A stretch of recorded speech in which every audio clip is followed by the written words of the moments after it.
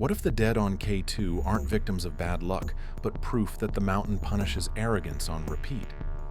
It starts in thin, colorless light at 26,000 feet, just below a strip of terrain climbers called the Bottleneck, a tilted corridor of ice and rock known by another name, the Funnel of Death. Up here, every breath feels like drinking air through a pinhole, and every step is a negotiation with gravity your body is slowly losing.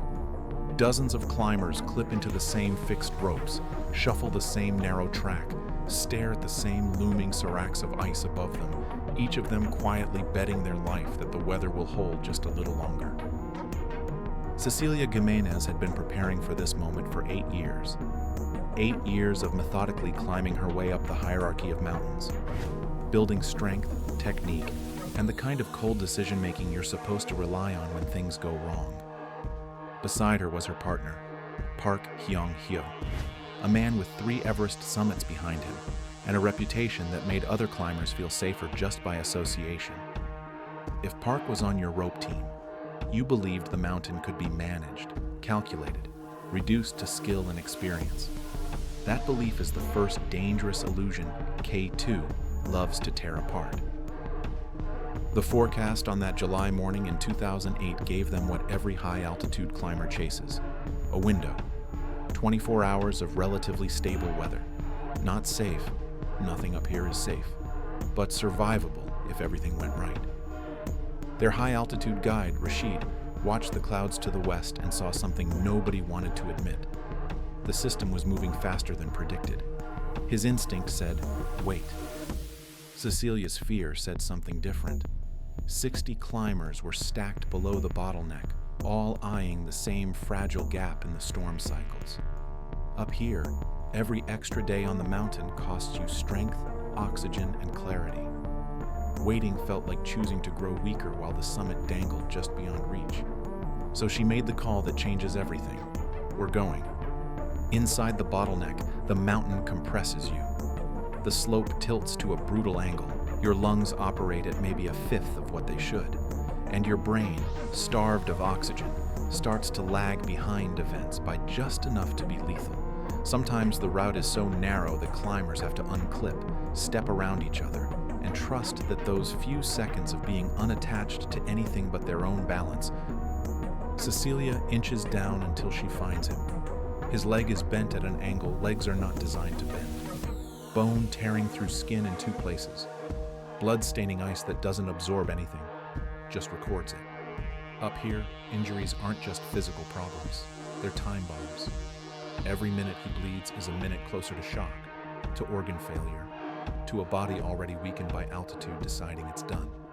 Cecilia's first aid knowledge is irrelevant at nearly 28,000 feet. There are no stretchers, no teams of rescuers waiting just out of frame.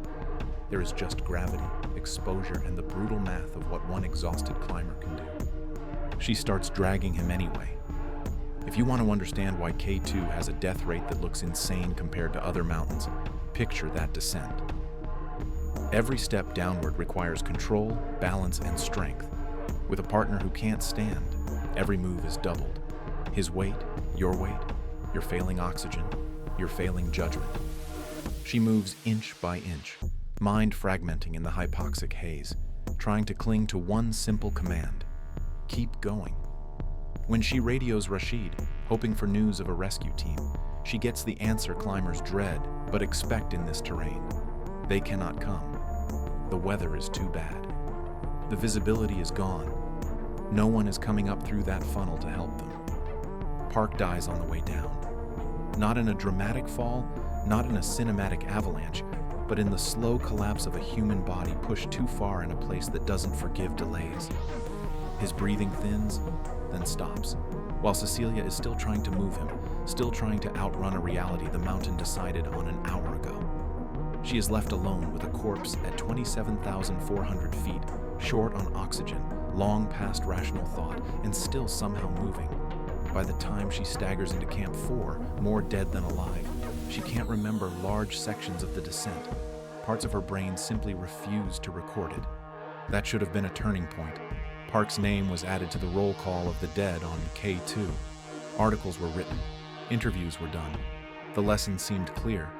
This mountain's narrow weather windows are not opportunities to be exploited, but boundaries to be feared. When K2 tells you to turn around, you turn around. Except 3 years later, almost to the day, another climber reached the Bottleneck with the same script unfolding. Marco Confortola in 2011 was not naive. He had already summited K2 once, placing him in a tiny club of people who had stood on that peak and come back alive. That first success, instead of encoding caution, wrote a dangerous story in his head, that he could handle this mountain, that experience, skill, and determination could bend the odds. With him was Muhammad Ali Sadpara, one of Pakistan's most respected high-altitude climbers, a man whose entire career was built on guiding others through these exact dangers. If anyone understood how slim the margin of safety was on K2, it was him. The forecast once again offered around 24 hours of workable weather. Multiple teams rolled the dice.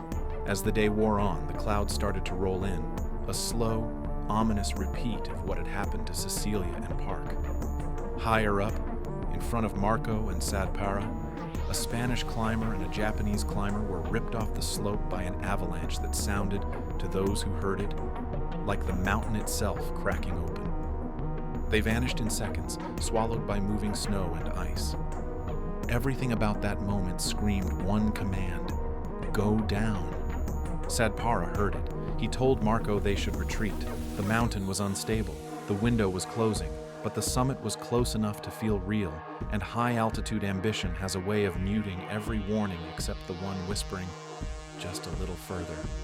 Marco pushed on. 2 hours, he said. 2 more hours and they would be standing on the top. The problem is that at 27,000 feet, 2 hours is not a unit of time. It's a universe. In 2 hours, wind speeds can double, temperatures can crash, and a manageable route can turn into a death trap where even the strongest body simply shuts down. At 5:15 p.m., that is exactly what happens. Marco's body revolts. His muscles no longer respond. His brain no longer coordinates, and he collapses on the ice. Sadpara, already suffering from altitude sickness himself, tries everything: oxygen, physical support, sheer will. But there are limits you cannot negotiate with. Carrying another adult climber through the Bottleneck while fighting for your own survival is beyond those limits. So he makes a decision that has broken climbers before and since. He leaves Marco, promising to return with help. He makes it down. Rescue attempts push upward into the storm, but they are searching for one nearly unconscious man in a whiteout at almost 28,000 feet. It is like trying to find a single snowflake in a blizzard. They fail.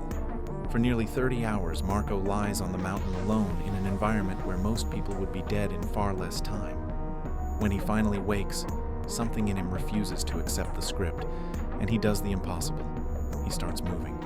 By the time he reaches Camp 4, he is barely recognizable as the same climber who set off for the summit. Severe frostbite has eaten through fingers and toes. The reflection of UV light on snow has burned his eyes.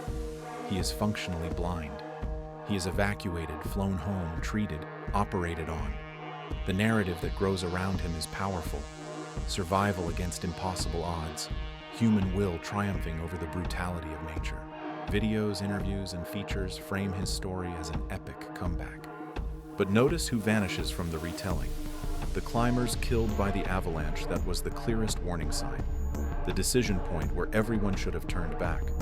The way the entire chain of tragedy might have been avoided if the summit had been treated as optional instead of inevitable. The mountain keeps its records. Humans edit theirs. By 2022, the pattern should have been obvious. Yet a new generation arrives at K2, and this time, the stakes are twisted by modern pressure. Sponsors, cameras, audiences hungry for content, and a social media ecosystem that rewards risk with attention. The forecast? An 8-hour window of okay enough weather. Not ideal, not safe, just tempting. Any conservative plan would say, wait, but waiting doesn't generate headlines, and patience is hard to monetize. They go. At night, under the indifferent gaze of the mountain, the climbers force their way into the Bottleneck. The corridor is the same. 400 meters of steep, exposed ice and rock, a single narrow artery threaded with fixed ropes, and no realistic possibility of rescue if anything goes wrong. At 26,500 feet, their brains are already running at half capacity. At 27,000, they are operating mostly on habit and momentum. At 27,600, they are flirting with complete cognitive breakdown. Then the jet stream slams into the mountain. Wind becomes a physical weapon, trying to peel people off the slope. Visibility collapses. Temperatures nosedive.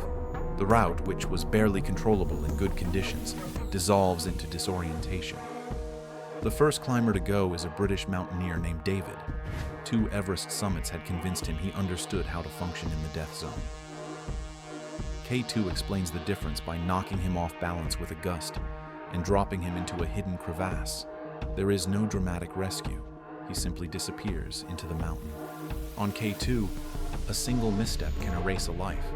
A Japanese climber, Kenji, tries to help in the whiteout and loses the fixed rope. One wrong step and he walks straight off the edge, swallowed by cloud and gravity. It watches human beings invent new gear, better forecasts, smarter strategies, and still make the same emotional mistakes. Rushing slim weather windows, overestimating experience, underestimating fatigue. Cecilia dragging Park down the Bottleneck. Marco lying blind and broken, somehow stumbling back to camp. David vanishing into an unseen crevasse. Kenji stepping into nothing. These aren't isolated horror stories. They are chapters in one long conversation between human ambition and a mountain that refuses to compromise. The real question isn't why K2 is so deadly. The terrain, the altitude, the weather, those facts are well documented. The real question is why, after so many deaths in the same place, for the same reasons, people still convince themselves that this time is different, that their training, their record, their willpower, their sponsors, their story will bend the odds in their favor. Because in the end, K2 doesn't negotiate. It doesn't reward courage. It doesn't care how badly someone wants the summit, or how many followers are waiting for a photo from the top. It just keeps perfect, silent records of every decision made in its shadow.